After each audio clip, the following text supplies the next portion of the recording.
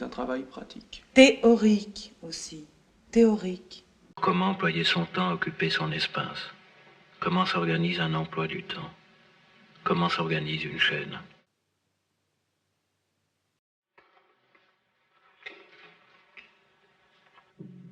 Ben comme ça. Ben comme ça. Mais aussi comme ça.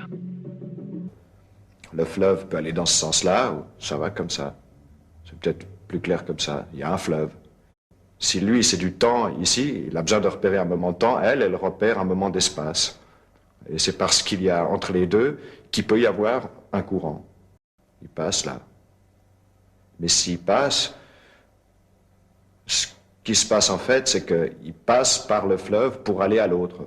Chaque fois qu'il y a ça, à chaque petit point, à chaque moment, sous forme de temps et d'espace, chaque fois, un moment de ça passe par le fleuve et revient.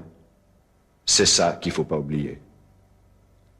C'est ça qu'il ne faut pas oublier, c'est le fleuve au milieu.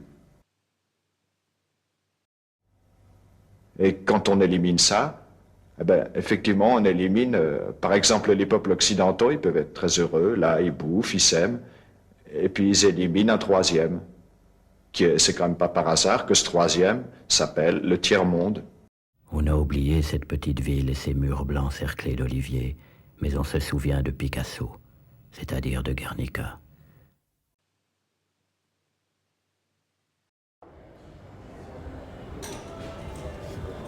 Okay, so I'm going to read a little bit from the preface. On the widest level, this study deals with the following problem.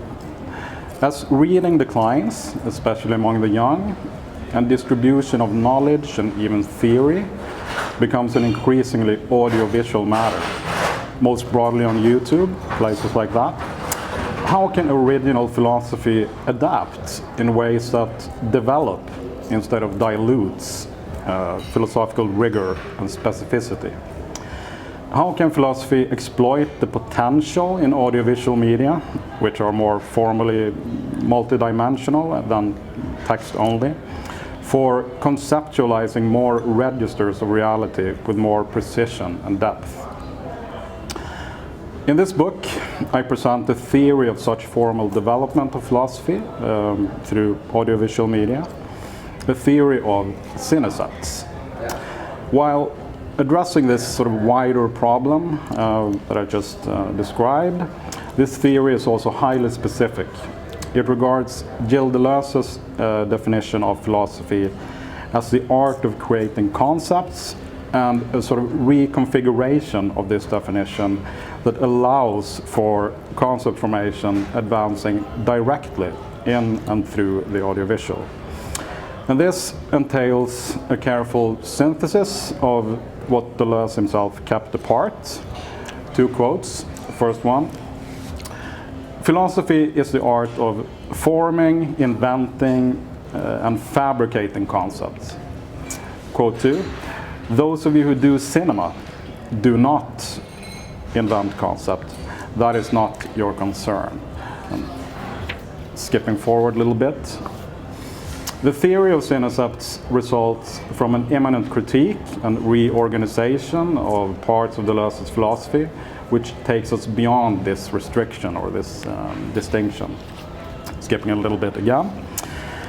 The Cinecept entails conceptualization according to a specific idea about philosophical conceptualization. It is derived from Deleuze's concept of concepts and developed primarily as regarding concrete form. So the Cinecept is therefore not to be conflated with more general notions of conceptual art, whether tied to 1960s discourses with roots going back to Duchamp, or broader contemporary uses of the term. It's also not to be conflated with sort of ideas about film or art having a concept in the sort of loose sense of a guiding idea, when most works could somehow be sort of boiled down to that, I guess. Nor should it be conflated with theories of how film or images can signify abstract ideas. Philosophical concepts, Deleuze writes, must not be confused with general or abstract ideas.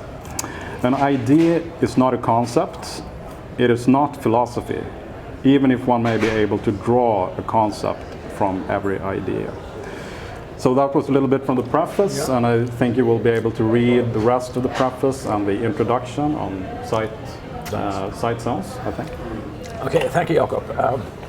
And that's a huge undertaking, and it's an ambitious project to somehow extend Deleuze's philosophy. Because as he said, he wants to keep cinema and philosophy apart, and in proposing the idea of Cinecepts, you bring together things that he actually distinguished. I mean, the book is called, as the subtitle is, developing philosophy through audiovisual media. So that's what you want to do. And I think there are three questions that you delineate in your preface that are relevant here. First, how can at all audiovisual media form concepts? Is it possible for audiovisual media to form concepts? And the second would be, we must reconfigure. We must reconfigure Deleuze and read him differently, perhaps reading against himself. He called it an immanent critique, which is an interesting concept, and I'd like to hear more about that. And then, if we perform this immanent critique, there's also remodeling of Deleuze's philosophy in some sense, in the way that we have to rethink the way he formulates the creation of concepts. So if we just begin with the first, how can audiovisual media at all create? Is it possible to create concepts? Does that make sense? Yeah, so I think I've sort of developed that in several steps or in several levels, but in the beginning there's sort of preconditions or sort of base level, conditions for that needs to be in place. And one thing is, perhaps most importantly, is to sort of remove from the equation Deleuze's way of. He sort of juxtaposes philosophy as a sort of mode of thought, or as a thought discipline, as he refers to it, with something he calls cinema. And he refers to cinema, just like he refers to art in general terms, as a certain kind of thought discipline.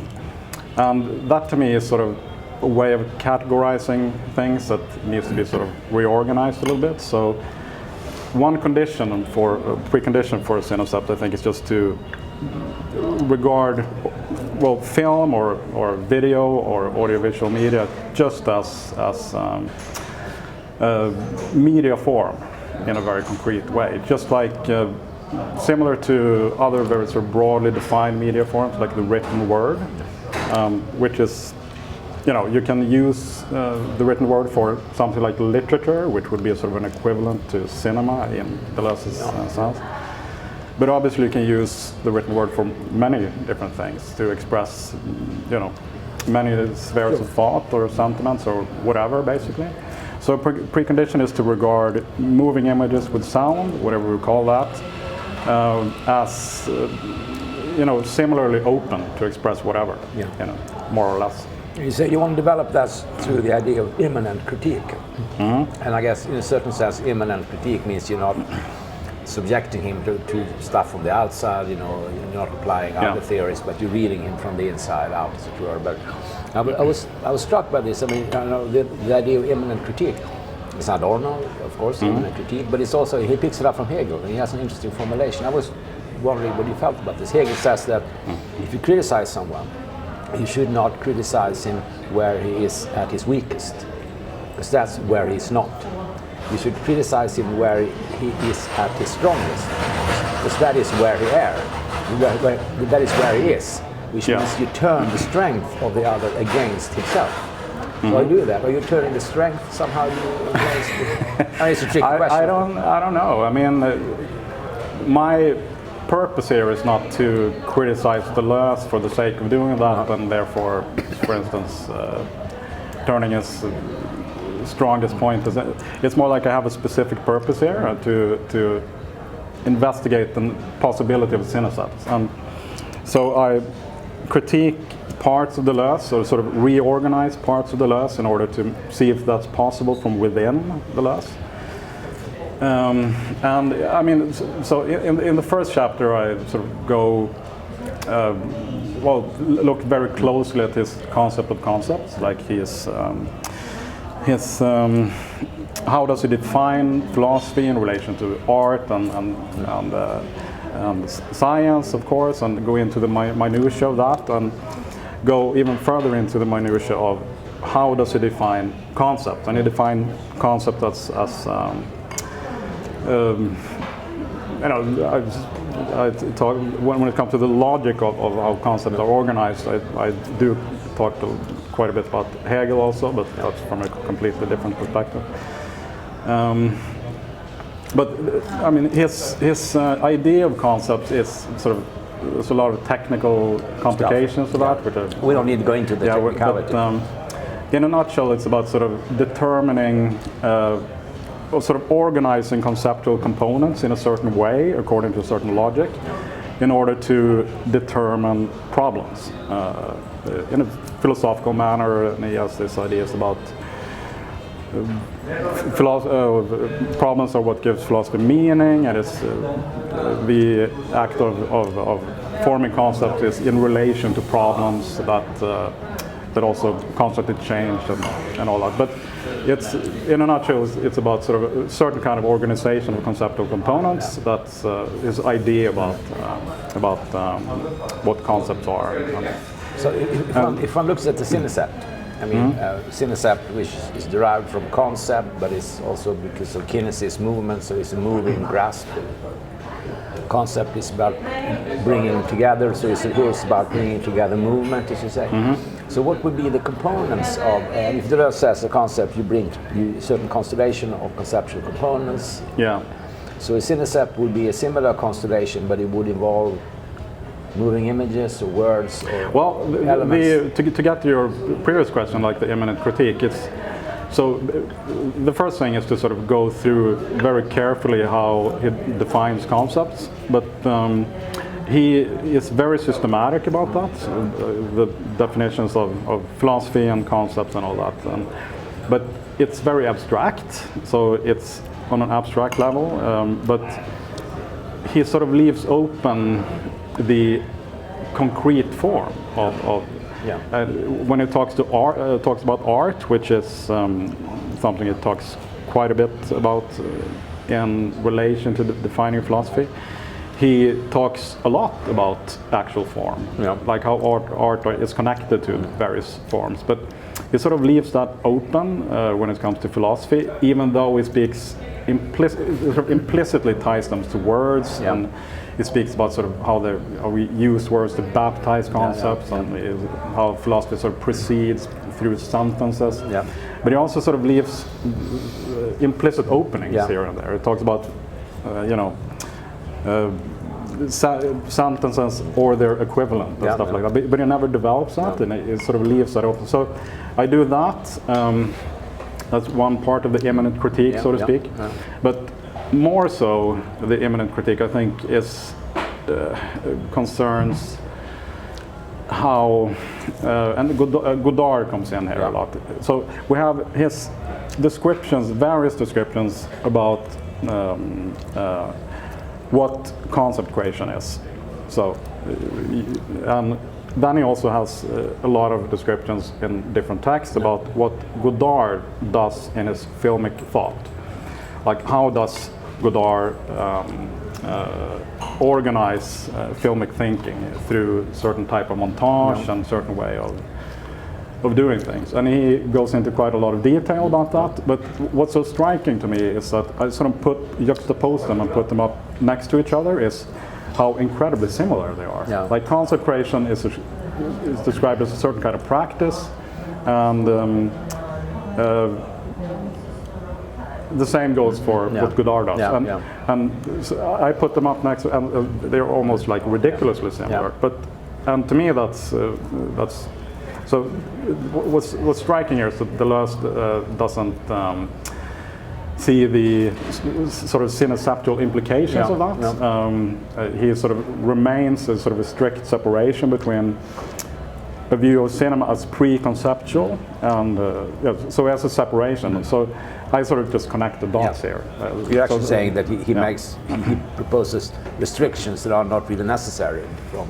Well, you can work them out, so he gives a lot of he has a lot of sort of analysis and ideas and conceptualizations that almost lead up to it, but it sort of refuses for whatever reasons to sort of connect those final dots, and I think you can do that. If we come now, the thing of Deleuze is one part, then we have the reading of Godard's and Godard-Miéville's films. They were married, they worked together, they had this Cinecepts project together. So I mean, if we can, you have very long, occasionally very meticulous descriptions of certain scenes of films by Godard, where we can somehow sense that here is what a Cinecept would look like, and here is what you say the Cinecept is still underway. There is no real Cinecept. It was never. I mean, just as little as Deleuze ever proposed the concept of it, I mean, neither is there a actual example. This would be a Cinecept in some sense. But could we just pick up some of the features in Godard's work, for instance, in the Cinecepts in Miéville, that would be pointing in the direction of. And I mean, not what Godard is saying in interviews in theoretical text, but in the actual films. And what is there that would make this possible? Well, so I think this will begin with a few clips, and we can maybe put in something right here. Il y avait un grand compas, ancien en bois. Tout à coup, ça m'est apparu évident, comme dit Arnaud, que la forme de la lettre A venait de là, et de l'invention du cercle, et d'un moyen matériel pour retrouver toujours le départ, si jamais on perd la bonne direction. But there's a lot of complication there, and I have a chapter. Well, I go into Godard in several steps, in 2 different chapters. The first, and I focus on Godard-Miéville's, 1970s Cinecepts works, in which I think there's a certain kind of balance between the explicitly theoretical and analytical on the one hand, and the more sort of poetical and artistic. And I think that after this period, Godard goes into more of the poetical and sort of leaves that balance, or that balance is sort of tilted more towards the poetic. And before that, there's sort of leading up to it develops a new sort of logic of organization connected to this notion of montage. So in chapter 2, I go through sort of 2 or 3 things I know about her, Le Savoir, and the first Cinecepts film. These are the 3 main examples you have here. Yeah, and they sort of, they each sort of develop one aspect of what leads up to the sort of formal conditions for what will then be or sort of proto-cineceptual in parts of Cinecepts.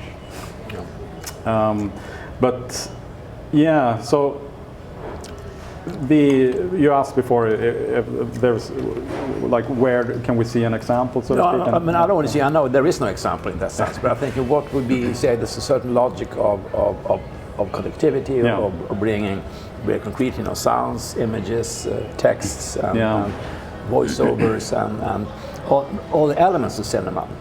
Bring them together into certain logic of composition that would point in the direction of the Cinecept. So I was wondering, we don't need to see a clip or something. I'm saying, which are those elements? I mean, what is the structure of this logic? Is it contradiction? Is it juxtaposition? Deleuze would speak of the and, this kind of disconnected synthesis. So, I mean, what is the logic? Can I say something about the logic of the Cinecept? Well, before we do that, maybe I can say something about the logic in Deleuze. There's... because I talked about what concepts are for Deleuze, like a certain kind of organization of components and a certain determination and a certain structure, and I think we need to say something about that first, I think. Yeah, please. And I mean, in Deleuze, those terms mean something a little bit different than what.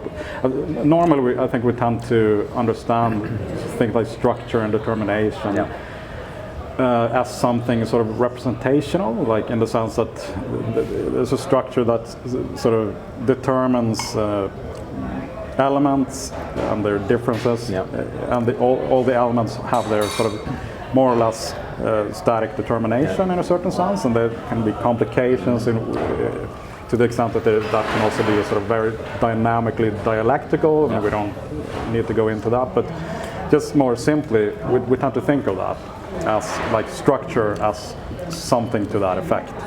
And we also tend to think of what's outside of that as, you know, undifferentiated and sort of lacking in differences, or as even something chaotic, or some, you know, mysticism of, you know, the unrepresented or something like that. And Deleuze is that's very foreign to Deleuze. He doesn't fit into that at all. So in Deleuze, he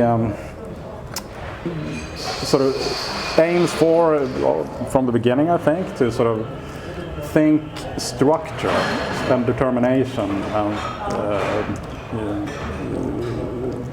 structure, determination, I think, according to a different logic, which is sort of prior to representation in that sense. And there's a lot of complications to that, but it sort of boils down to, in the simplest sense, to sort of determinations between elements that are differing in a certain sense, sort of mobile.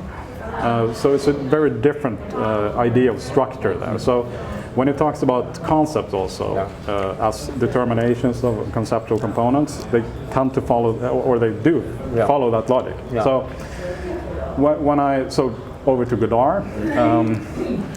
So one of the things that he does from the beginning is to be sort of unusually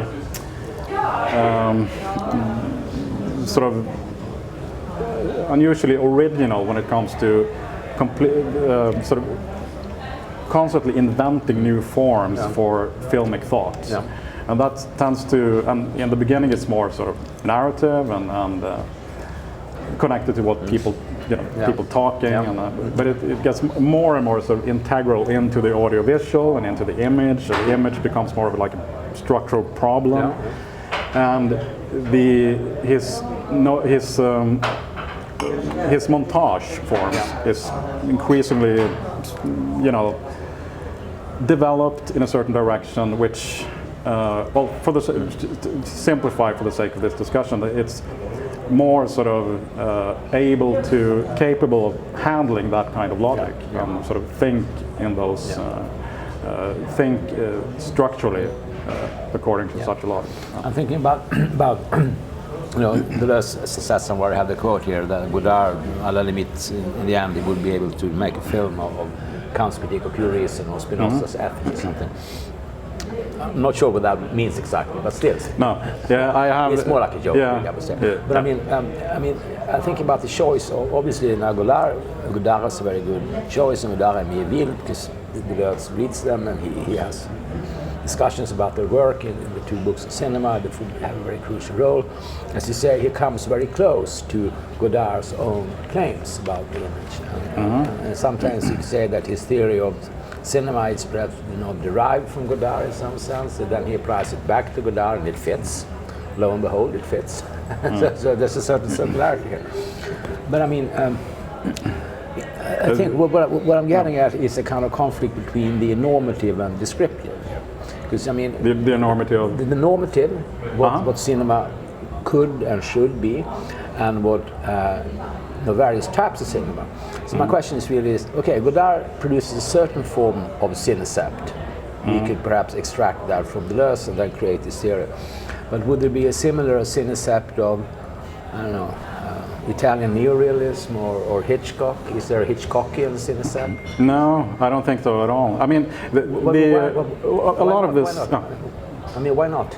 But, well, a lot of this book, sort of the context for this book, a lot of it is what is called film philosophy, or more analytical philosophy, call it philosophy of film. So there's this huge, new research fields that are developing, not so much in, internationally. And they tend to be, very focused on mostly narrative cinema. Hitchcock would be one example. And then it tends to mean, they tend to look at cinema as sort of doing something philosophically, but not with other means, or like sort of artistic thought. It almost universally tends to be conceived of as non-conceptual, although in a more broader sense of the. So people think of it as thought experiments, or thinking poetically or effectively, or cueing thought in spectators, or there's a lot of ideas. And so if we, I mean, film. There's this idea of film as philosophy. What could that mean? And I mean, to me that the first thing one, of course, must ask is, what do we mean by philosophy here? And if we expand what we mean by philosophy, we can say that basically any film is philosophy. So what I'm doing here is just like, what if we take this?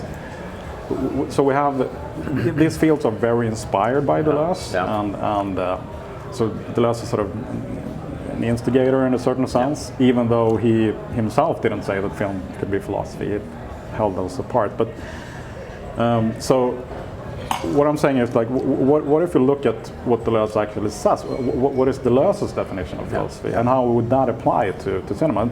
Then it becomes something much more specific and something that hasn't been realized. But my question is like this: if we take what Deleuze says about philosophy, creation of concept, and apply it to Godard, maybe you get a theory of the Cinecepts.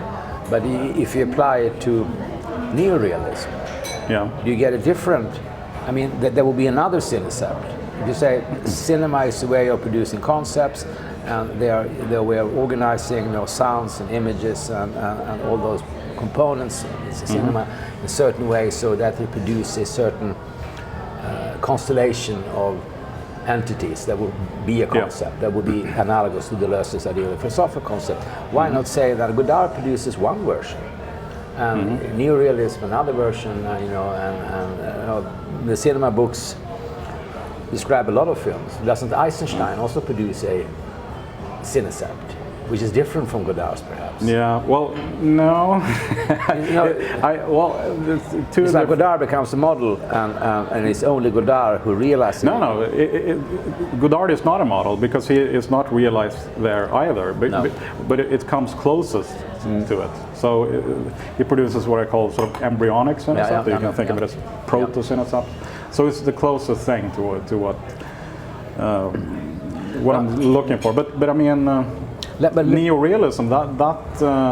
I mean, what Deleuze does. The great sections of neorealism are beautiful in the second volume. They open the cinema. Yeah, but that's Deleuze's concept. Deleuze says in his cinema books, he conceptualizes like a lot of films, but he says that the concept aren't sort of in the film. No. He produces the concept as a philosophical practice outside of the film. So there's sort of very specific thought structures, advanced thought in a lot of these films, but they're not concepts for Deleuze. So the concepts come in from. You don't need to believe him here. I could just say that they are in the films, and he reads them out of the films, and then he says. But then we're sort of back. Then we're back to. Immanent critique as well as here. Yeah, but I don't want to critique in that way, because I'm not interested in that, because that would lead to sort of a complete blurring, and where every film can be conceptual, and then it wouldn't mean anything. So I want to go much further in the direction of not narrative film, but sort of using just the medium of audiovisual media as a way to do what you do in philosophical writing, which is something completely different than making narrative films. So we discussed the montage as one of the features, obviously very important in Godard and Miéville's films. So, and I wanted to use the concept of montage to come back to the quote that Godard would be able to film Critique of Pure Reason or Philosophy's Ethics, whatever that means. But if one thinks of montage, it struck me. I don't know if Deleuze ever refers to this in the cinema books. I don't think so. You know, Eisenstein's project to make a film on Marx's Capital. He says we need to think all these nodes. He never filmed anything. But all these nodes. And the problem is, how can you show that which is invisible? How can you show time? How can you show labor processes? You need to create a cinematic, I would say, cinecept that introduces, that combines factual and historical and the visual into one sense. And wouldn't Eisenstein's way, had he produced those films, whatever they would have looked like, be an eminent way of producing a cinecept? Capital as a film, wouldn't that be a cinecept? Yeah. So I discussed Eisenstein quite a bit in the book as a contrast, because Eisenstein would be the first person, because he so in his theoretical writing at least, he talked explicitly about concepts, about his intellectual montage, but and Deleuze talks about that in the cinema books too, but it's so clearly a sort of a different concept of concepts, which is representational from a Deleuzean perspective, and I just sort of use that as a contrast. And I mean, where would Eisenstein be? So we can, and this is connected to this longer discussion about the differences in logic between Hegel and Deleuze, which is very complicated, because they come so close, seemingly in a certain way. So one needs to go into sort of details and teasing out the differences in logic here. Now, assuming that Eisenstein is Hegelian, which I'm not sure he is. But I mean, he's Hegelian in a very sort of crude way. And I think there are many other results in Eisenstein that just, because I think Deleuze projects Hegel onto Eisenstein in a too simplistic way. I think so. But I mean, I think that may be, but I think that I think that the concept in Eisenstein is just more crude and sort of further away. So I don't think it's, and also one very important aspect there is that, and you mentioned his plans to film Capital. It's he never made the film, so but in Eisenstein, concept tend to mean pre-existing concepts. First of all, not new original concepts. It's also very blurry what it means. It can mean sort of conceptions and just terms and also so it's not really original philosophy. It's not even if we take another philosophical concept of concepts, it's not really that all the time. So it's something much looser and so that would be one thing, but what I think you're also getting at is his montage, and since that is very important in Godard, and it's a key feature. Yeah, but I mean, it was just Godard takes up some things from Eisenstein, and is very critical against others, and as he says somewhere that Eisenstein didn't really find montage; he found angles instead. So. Yeah, that's a lot you can say about sort of Godard's ideas about how montage has never really been developed in a certain way. Sure. I mean, we can go on about Godard. I mean, first there is Deleuze, the problem how to read him sort of against himself, in a critique, and do something with his work that he perhaps would not have accepted himself, and that's of course entirely warranted. And then there's the thing about applying this somehow and creating this compound, Miéville, Godard, Deleuze, which is a way towards the cinecept perhaps. But then there's also, of course, the future. I mean, Godard is dead. He belongs to the past. He belongs to the 60s, 70s, 80s. And I mean, towards the end, you pose a lot of questions about the video essay and how to develop the idea of the cinecept, perhaps, or the idea of thinking in cinematic ways as a problem for the future. I mean, how do you see this? I mean, the video essay, what is this? Yeah, it's a I guess people, huge. most people wouldn't know what it is. Yeah, well, in sort of film and media studies, there's a hugely, very quickly developing field called videographic film and media studies, which is film scholars or media scholars that do scholarly work in this form. They do video essays, which are analysis and sort of more or less scholarly work in various ways. And there's also a lot of debates about what it means to be scholarly in this form, and I sort of I'll get back to that, but just quickly back to Godard.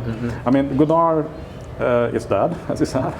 So is Deleuze. Yeah, so is that. And in the long run, we're all dead. That's for sure. Yeah, and but still, he seems. And I mean, during the study for this book, I, looked at a lot of work. It's like the tradition of the more critical theoretical essay film and a lot of theory-driven video art. But I found to be, the closest thing to what I call embryonic Cinecepts to be in this 70s video works of Godard-Miéville. Yeah, it's. But as you said, it's a long time ago, and so wanted to sort of finish with the two chapters on what goes on today. And there is a lot of movement in this direction. Like a lot of scholars are starting to use this form, and I wanted to say, like, okay, I've developed this idea about Cinecepts, a pretty clear idea about what that would be. And how does that compare to what is being done, sort of? And I look at in the 6th chapter, I look at the scholarly video essays, and I sort of go through and examine what is done there, and also these debates about what kind of ideals about the scholarly goes on here, what ideas about scholarly are being implicitly and explicitly expressed here, and I think there's a discussion. It's very interesting, because it ties in with so many other debates in academia today, But there's one strand that wants to get this accepted as if it were, scholarly work in the sense. I would say, neither Godard nor Deleuze were ever peer-reviewed. Deleuze's book would never have passed peer review, and surely not Godard's films. So there's a certain danger in producing academic essays and having them somehow comply with the academic format, and then saying you're producing original conceptual creation, because that seems to me to be something very different than accepted formatted academic standards. Yeah, but I mean, my questionnaire is sort of, we have this idea about the scholarly, and that to me is extremely, that term can mean a lot. It's extremely reified. Yeah, so that it is today, but it can mean a lot. So in these discourses, I sort of go through what does it mean here in this part of the debate, and a lot of it is tied into current ideals about sort of artistic research, and there's different, different sections of people that want to go further into more explicit argumentation, and there's so I sort of map that out, map out limitations and all that, which I was sort of critically do, and sort of present the Cinecepts as an alternative to that. So it's not really, you don't, it ends, to my mind, it ends, be clear here, you don't seem to be arguing that the let's call it this scholarification of the video essay. The what? Scholarification, I just invented the term right now. It's not the way to approach the Cinecept at all. Well, it's it all depends on what you mean by scholarly. There are a lot of different ideas about the scholarly that I critique and find limiting in these debates. But if you look at Deleuze, which sort of provides a framework in a certain way for the Cinecept, if you think about the scholarly, you mentioned peer reviews, that implies tying in the scholarly to a certain, current, industry of academic publishing, and there's a lot of issues with that. But I don't think you necessarily need to sort of, throw out the baby with the bathwater. I think for Deleuze, you can blow up the entire bathtub. No, it may do. Vill du vara påfyllning på någonting? Ja, jag tar ett glas rött till. Du tar ett glas rött? But he definitely, keeps the baby, I would say. Yeah. He keeps the baby. Yeah, yeah. He throws out a lot of the bathwater, but he keeps the baby. And I go into that more in a previous chapter. Like, there are a lot of sort of fundamental scholarly aspects that are dear to Deleuze, like the research problem. Although he, redefines what that The way means. he writes is not. Having a purpose that directs the research. The need to have, go through a lot of the previous research and have, contributing with something new to it. All those kind of very basic scholarly traits are very dear to Deleuze. There is a sense, but I think the most very interesting thing is that if you think of scholarly work as, not a cliche way, as having a lot of footnotes and referring to predecessors, locating yourself in a certain tradition, this is perhaps the two books on cinema are his most scholarly. They are the ones with the most footnotes and footnotes and reference to earlier writers and theorists, because maybe he feels a bit unsure. He needs to show his credentials, whereas when he's writing philosophy, he doesn't care. Yeah, that's true. He thinks out loud. I mean, and if we think of the scholarly as just about form, like how do we sort of organize an article, or do you have all the footnotes, or is there scholarly transparency and all that? Most of the time it's not very scholarly, and he probably wouldn't pass peer review. He wouldn't pass peer review, exactly. But that doesn't mean that these more basic scholarly traits aren't very important for him. Although it's not necessarily always sort of transparent about them. No. I'm thinking that there's a quote you have at the beginning of the book, which is from the preface of Difference Repetition, where it says that philosophy today needs to be developed in connection to other developments in the arts, in literature, in cinema, in theater, and other things. So that opens a kind of avenue to the future, and which is also, of course, at the moment where similar things would happen in the arts. So there's a certain confusion in the arts and in philosophy. What is supposed to be, as it says, you look at the book, it says, the good, le bon vieux style, the good old style, but this style is gone. And similarly in the arts. So I'm just wondering, do you see and obviously this is now late 60s, it's a moment of opening in the arts, in philosophy, in French philosophy. And maybe I would say largely in academia that moment is lost. It's become business as usual today, and perhaps in the arts as well. So I don't know, I'm just saying, do you think it's possible to retrieve that moment of openness and excitement? Yeah. There's a tremendous excitement in those early works. New things seem possible. That's an interesting and very difficult question. I don't know. But what I do know is that a lot hasn't been done yet when it comes to using audiovisual media. And you mentioned that quote from Difference Repetition. And so what that's about is sort of this idea about formal renewal of philosophy, which is very dear to Deleuze. And he refers to formal developments in sort of art and cinema as sort of inspiration for how philosophy could do that. But he implicitly thinks about writing, like looks back at Nietzsche doing. Writing is his medium. He's writing. But I'm sort of my idea about the Cinecepts is sort of taking that, but just instead of being inspired by this cinema, for instance, just use that form, audiovisual media, to formally renew philosophy directly through that other form, to do that in and through audiovisual media instead. But whether that could lead to sort of reigniting sort of an excitement, I don't know. Who knows? Let's hope it does. So, well.